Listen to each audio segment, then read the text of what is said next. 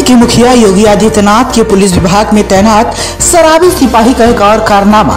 शराब के नशे में पति की गैर मौजूदगी पाकर घर में घुसकर महिला तथा नाबालिग बच्चे के साथ मारपीट का मामला प्रकाश में आया है। पति के घर आने पर परिवार सहित पीड़ित ने कोतवाली जहानाबाद में लिखित शिकायत कर आरोपी सिपाही पर कानूनी कार्रवाई की मांग की है। क्या नाम है तुम्हारा? मेरा नाम छोटे लाल है। कहाँ के रहने वाले हो? कंसोली कोटिया। अच्छा, यहाँ जो आप आए हो क्या समस्या है आपकी? जी सुनील तेबतिया जी हमारे घर पर गए थे रात को शराब पी के। कौन है सुनील तेबतिया? सुनील तेबतिया सिपाही है एक। हाँ, फिर क्या हुआ? फिर जो हम तो घर पे थे नहीं और हमारी बीवी और हमारे बच्चे घर पर पलंग पर सोते थे, तो जो गाली दे रहे थे। तो हमारा लड़का उठ के बैठा, उन्होंने गाली क्यों दे रहे भाई, कोई बात हो तो बताओ।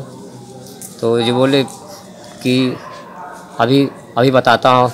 इतने हमारे लड़के का गर्दन पकड़ लिया और हमारी बीवी बचाने गई। तो बीवी को जो है इन्होंने हाथ पकड़ के झचकोड़ दिया। झचकोड़ने पे तो हमारे गांव के कुछ लोग पड़ोस के उन्होंने बचा लिया। जब ये सुनील तेबतिया आए थे कितने बज रहे थे उस समय? उस टाइम बज रहे थे 8:30। 8:30 बज रहे थे। अच्छा, आपने इस बात की शिकायत वगैरह की है? हाँ, हम साहब एसपी साहब के पास गए थे। फिर एसपी साहब ने क्या कहा? एसपी साहब ने कहा कि अभी तुम थाने में जाओ, थाने में जाके इस बात को उनसे कहो, अभी उसका मेडिकल होगा। किन से कही आपने शिकायत? जी शिकायत हमने करी है एसपी साहब के पीए से। अच्छा, क्या चाहते हो आप? तो इसकी जो है साहब हम ये चाहते हैं कि इसकी हमारे लिए छानबीन करी जाए और ये बात इसकी मेडिकल होनी चाहिए कि ये दारू पिया हुआ है या नहीं है। क्या नाम है तुम्हारा? कहाँ के रहने वाले हो? कंसोली।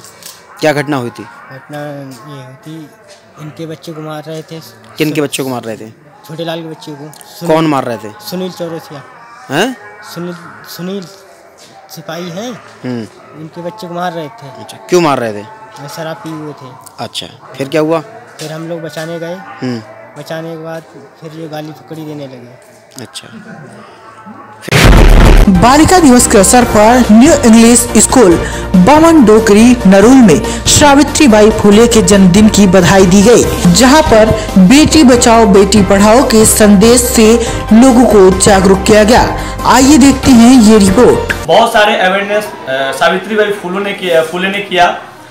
उनकी याद में ये बालिका दिवस जो मनाते हैं, इनका सबसे बड़ा मोटो ये है कि अगर वो एक महिला होकर पूरे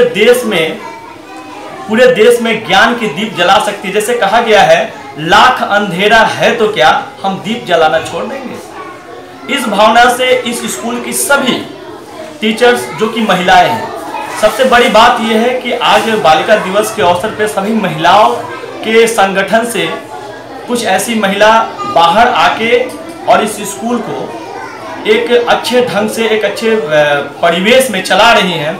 इससे मिलने पर मुझे ये पता चला कि यहाँ पे जो है इनका ये सोच है कि हमारी बच्चियाँ, और ऐसा है देखने को ये भी मिलता है कि भली पढ़ाने के लिए टीचर यहाँ पे महिलाएं हैं, लेकिन पढ़ने में बच्चे भी हैं। यानी कि इनके मन में ये कहीं से भावना नहीं है कि हम केवल लड़कियों को ही शिक्षा देंगे। नमस्ते, मैं न्यू इंग्लिश स्कूल बामन डोकरी से रेशमी प्रभुनाथ बात कर रही हूँ। आज 3 जनवरी बालिका दिवस मनाया गया है हमारे स्कूल में, जिसके वीडियो क्लिप हम दिखाना चाहते हैं। हमारी बच्ची को हमने तैयार किया है, जिसके फेस पे कुछ मैसेजेस और उसके कैप पे कुछ मैसेजेस हमने दिया है। सेव मी प्लीज़ मीन्स हमारी बातें इस मैसेज से हम ये दिखाना चाहते हैं कि उस बच्ची के फेस पे जो लिखा है, जो ड्रॉ किया है, उससे पब्लिक ये समझ सके कि आज भी लड़कियों को कम मत समझिए, उनको पढ़ाइए, उन्हें जन्मसिद्ध अधिकार दीजिए। जैसे कि इस लड़की के फेस पे हमने वो कुछ रेड कलर का ड्रॉ किया, उसके आंसू। आज भी लड़कियों पे इतने अत्याचार हुए जाते हैं। जैसे इंसान मीन्स आदमी रोता है तो उसकी आंखों से पानी गिरता है, लड़कियां जब रोती हैं तो वो खून के आंसू गिरते हैं। पर आज भी लोग कोई भी बात ये समझना नहीं चाहते हैं कि वो आंसू कितने कीमती होती है एक बेटी के लिए। बचाओ बेटी पढ़ाओ, यानी कि आप क्या कहना चाहते हैं इसके बारे में? ज़्यादातर लोग बेटियों को मानते नहीं है और जब भी जैसे भी लड़कियां पैदा होती है उनको डायरेक्टली डस्टबिन वगैरह में डाल देते हैं। तो इसका मतलब है बेटियों को पढ़ाओ और बेटियों को बचाओ। अच्छा, आज light house of love trust की ओर से गरीब एवं सड़क के किनारे बेसहारा तौर से रह रहे झुग्गी झोपड़ियों के लोगों को मफलर, मोजा व कंबल वितरण का कार्यक्रम संस्था की संस्थापिका श्वेता डेविड एवं संचालक विक्की डेविड द्वारा झुग्गी झोपड़ी में रह रहे गरीब लोगों के लिए किया गया। आज लगभग 40 से 50 कंबल व मफलर, मोजा बांटे गए।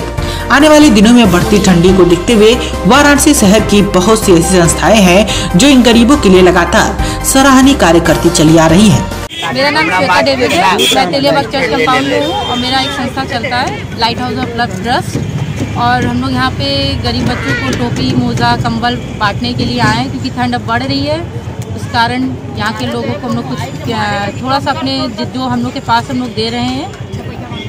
तो यहाँ पे जो आप आए हैं, कितने लोगों को अब तक आपने बांटा है? अभी यहाँ पे काफ़ी लोगों को बढ़ गया, काफ़ी लोगों को भी मिला भी नहीं है, तो फिर हम लोग और देंगे अभी। और ये देते हैं बच्चों को काफ़ी उन्होंने टोपी, मोजा बांटे हैं अभी हम लोग। कुल मिला जुला के आपकी संस्था जो है गरीब और जो भी असहाय लोग हैं उनके लिए लगातार हर साल कार्यक्रम रखती है, जिसके तहत आज भी रखा गया है। तो इसमें आप हमारे चैनल के माध्यम से क्या कहना चाहती हैं? हम और लोगों से भी अनुरोध करेंगे कि वो आए, लोगों के साथ और लोगों को भी बांटे। ये यहाँ पे यही लोग नहीं है, और लोग भी हैं, उनको भी बांटें, गरीब लोगों को बांटें। अपने हम लोग तो अपने घरों में भी रह सकते हैं, ठंड से बच सकते हैं, लेकिन इनके पास तो झोपड़ी है, बहुत ठंड बढ़ रही है इस समय।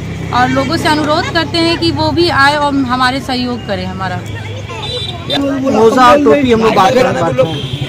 और यहाँ पे देखा है कि कुछ लोगों को आपने दिया है और साथ ही साथ कुछ कंबल वगैरह भी इनके लिए लाए। क्या सोच करके लाए थे आप? काफ़ी ठंड हो रही थी, इस वजह से कि गरीब बच्चे हैं उनको टोपी और मोजा मिल जाए और कंबल मिल जाए ताकि वो अच्छे से रात में सो सकें, क्योंकि ठंड का समय है। तो ये मतलब कार्यक्रम पहली बार किया जा रहा है आपकी संस्था की ओर से? संस्था की ओर से अलग अलग जगहों पे, अलग अलग स्थानों पे करते हैं। अच्छा, कुल कितने लोग को अब तक दिया गया है? अभी हम लोग ने करीब यहाँ पे करीब 50 बच्चों को मोजा टोपी दिया है। करीब अभी 50 कंबल हम लोग क्या कहते हैं महरौली में गरीब बच्चों को बांट के आ रहे हैं। कुछ अफसर लगातार काम में लापरवाही कर रहे हैं, जिसके चलते घटनाओं को अंजाम मिलता रहता है। कोई भी सरकार नहीं चाहती कि उसके राज्य में कानून व्यवस्था ध्वस्त हो। हर सरकार बेहतर शासन देना चाहती है। ये दावा यूपी कैबिनेट मंत्री ओम प्रकाश राजभर ने गाजीपुर में किया। यूपी सरकार के मंत्री बाहुबली विधायक मुख्तार अंसारी के घर शोक संवेदना व्यक्त करने पहुंचे थे। मुख्तार अंसारी की माता का पिछले दिनों निधन हो गया था। इसके बाद मंत्री ओम प्रकाश राजभर गाजीपुर के मोहम्मदाबाद स्थित मुख्तार अंसारी के घर पहुंचे और शोक व्यक्त किया। इस मौके पर मीडिया के सवालों का जवाब देते हुए उन्होंने ये दावा किया। उन्होंने कहा कि गाजीपुर में पीएम मोदी के कार्यक्रम का उन्होंने बहिष्कार नहीं किया। उन्होंने यूपी बीजेपी पर आरोप लगाते हुए कहा कि बीजेपी पीएम मोदी के कार्यक्रम के बहाने बीजेपी राजभरों को अपने पाले में लाने का प्रयास कर रही थी, लेकिन यूपी बीजेपी अपने इस प्रयास में फेल हो गई। उन्होंने दम भरा कि भाजपा अरसे से राजभर समाज के लोगों के हितों के लिए संघर्ष कर रही है। इस दौरान गाजीपुर के सिपाही हत्याकांड मामले पर मंत्री ओम प्रकाश ने कहा कि निषाद पार्टी को कानून अपने हाथ में नहीं लेना चाहिए था। क्या कहना चाहिए? देखिए, माननीय विधायक जी की माता का देहांत हुआ है और इस ऐसे परिवेश में जब मुझे जानकारी हुई तो मैं शोक संवेदना व्यक्त करने के लिए आपके यहाँ आया हुआ हूँ।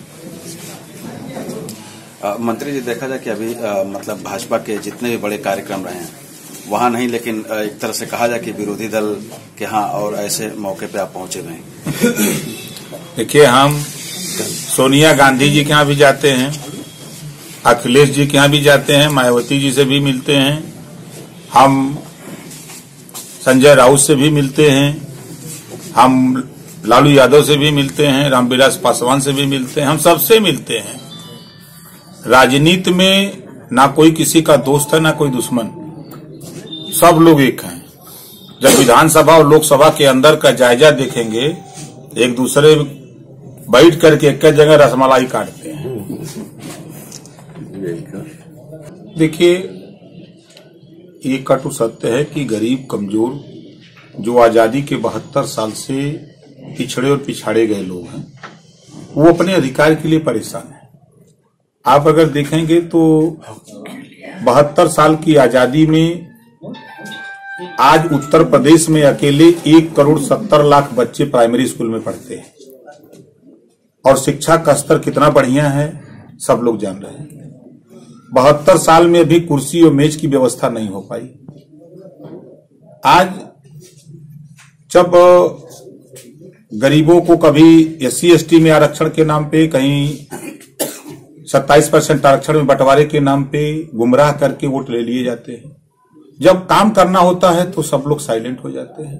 तो वो अपने अधिकार के प्रति उनका अधिकार है, वो अपने अधिकार के लिए अगर आंदोलन कर रहे थे तो स्वाभाविक है कि उनका जो अधिकार वो मिल जाए तो वो आंदोलन नहीं करेंगे। लेकिन कांस्टेबल उसमें हत्या हो गई। देखिए, कांस्टेबल की हत्या अब उसमें दुखद घटना है और उस घटना के पीछे अब जांच होगी तो मालूम होगा कारण क्या था। मंत्री सत्ता में भी हैं और भीड़ तंत्र इतना आक्रोशित हो जाए कि किसी की हत्या तक कर दे। देखिए, भीड़ तंत्र नहीं है, उसके पीछे अगर देखेंगे तो कहीं न कहीं राजनीतिक प्रतिद्वंदिता आ रही है। चाहे बुलंदशहर की घटना, DGP के बयान को आपने देखा कि योजनाबद्ध तरीके से बड़ी साजिश, बड़ी घटना को अंजाम देने की कवायद थी, बच गई। उसी तरह जगह जगह जो घटनाएं आप उसके पीछे देखेंगे तो कोई न कोई उसके पीछे प्लानिंग है। हम कह रहे वो धरना दे रहे थे शांतिप्रिय ढंग से, कोई तो सड़क जाम कर रहे थे, उनको समझा के किनारे कर दे। वो रैली में जाने के लिए वो तैयार नहीं थे। वो ये बात अपना दर्द ये कहने के लिए वहां तक वो जा नहीं पा रहे थे। तो आप लोगों के माध्यम से माननीय प्रधानमंत्री को वो मैसेज देना चाहते थे कि जो चुनाव के पहले आपने वादा किया था कि आप हमारी सरकार बनवाओ, हम 27% आरक्षण में बंटवारा कर देंगे या निषाद बिंद केवट मल्ला माझी मझवार को हम अनुसूचित जाति में शामिल कर देंगे, अभी तक नहीं हुआ। फिर चुनाव आ गया 2019 का, 5 साल बीतने जा रहा है। तो स्वाभाविक है कि जो उनकी जायज मांग है। जालौन में दबंगों का कहर कालपी इलाके में देखने को मिला, जहां 2 दबंगों ने अचानक जालौन के बीजेपी नेता के भतीजे और उसके साथी पर लाठी डंडे और रॉड से हमला कर दिया। दबंगों ने बीजेपी नेता के भतीजे और उसके साथी को इतना पीटा कि वह गंभीर रूप से घायल हो गए। यह पूरी वारदात वहां एक दुकान में लगे CCTV कैमरे में कैद हो गई। घटना जालौन के खालपी कोतवाली के रेलवे स्टेशन के पास की है। बताया गया कि रात्रि में भाजपा के पूर्व जिला महामंत्री और व्यापारी नवीन गुप्ता का भतीजा सुयश गुप्ता अपने मित्र अमन के साथ ही किसी काम से लेकर रेलवे स्टेशन के पास गया था। वह स्टेशन के पास एक कन्फ्रेंसरी की दुकान से कुछ सामान लेकर अपनी बाइक पर बैठकर घर वापस आने के लिए बाइक स्टार्ट कर दोस्तों के साथ बैठ रहा था। तभी अचानक कालपी के ही रहने वाले 2 दबंग उनके हाथ में डंडा और रॉड लेकर आ गए और दोनों युवकों पर अचानक ताबड़तोड़ हमला करने लगे, जिसे दोनों युवक गंभीर रूप से घायल हो गए। हमले को देख दुकान पर मौजूद अन्य लोगों ने बचाने का प्रयास किया, लेकिन दबंगों ने उनसे भी झगड़ा करते हुए भाग निकले। वारदात को अंजाम देने वाले की पूरी हरकत दुकान में लगे CCTV कैमरे में कैद हो गई। वारदात को अंजाम देने वालों के नाम अनमोल व ऋषभ बताए जा रहे हैं। वहीं घायल युवकों का इलाज के लिए कोतवाली कालपी में दोनों आरोपियों के खिलाफ लिखित शिकायत दर्ज कराई गई है। ये आप लोग ज्ञापन के संदर्भ में देने आए हैं, क्या मामला है? व्यापारियों के बच्चों के साथ जो घटना हुई है कल शाम के 6 बजे, घटना क्या है? स्टेशन में 2 बच्चे जो है जो कानपुर में पढ़ते थे, एक जो है नवीन गुप्ता का भतीजा है और एक अमित पुरवार का लड़का है। दोनों व्यापारी, बहुत सभ्य व्यापारी है। इनके दोनों बच्चे जो है वहाँ से निकल रहे थे कन्फेक्शनरी की दुकान के सामने से। वहाँ पर 2 लड़के बैठे थे, अनमोल सिंह और अनिल सिंह, ऋषभ सिंह। इन्होंने जो है इतना मारा लाठी से, ये लोग शराब पिए बैठे थे दोनों लड़के, बहुत मारा लाठी से, जैसे किसी की हत्या करने का प्रयास होता है उस तरीके से पिटाई की, धन उगाही करने की। और धन उगाही के चक्कर में पैसे की मांग पूरी नहीं हुई। तो ये सर मारपीट की क्या घटना, कौन सा ये मामला सामने आया और उसमें किस तरीके की कार्रवाई की गई है? कल सायंकाल 6 बजे के आसपास रेलवे स्टेशन के पास जहीर मंसूर की दुकान के पास कुछ मारपीट और कुछ घटना हुई। उसके पर प्राप्त तहरीर के आधार पर मुकदमा अपराध संख्या 3/19 सुसंगत धारा में दर्ज किया गया है और उस पर अग्रिम विवेचनात्मक कार्रवाई की जा रही है। और शीघ्र ही प्राप्त भौतिक एवं वैज्ञानिक साक्ष्य एवं तथ्यों के आधार पर विवेचना का सफल निस्तारण किया जाएगा। सर सुनने में आया कि सीसीटीवी फुटेज भी सामने आया, उसके आधार पर कुछ पहचान वगैरह हो पाई क्या? ये विवेचना का पार्ट है। विवेचना के पार्ट में सारे जो मैंने भी कहा कि वैज्ञानिक भौतिक साक्ष्य संकलित करके सही विवेचना का निस्तारण किया जाएगा।